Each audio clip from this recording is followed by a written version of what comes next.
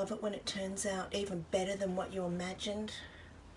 So here is my gorgeous resin art with the line work that I absolutely love, with special effects resins in it, featuring A1 chameleons and 007 gold, and a huge combination of beautiful colors.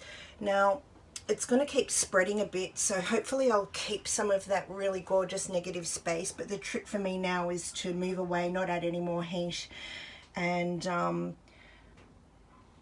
can't wait to show it to you in the sun tomorrow. Look, it's already spread. Oh. Still, what can we complain about? Sorry about all that reflection, but yeah. Night.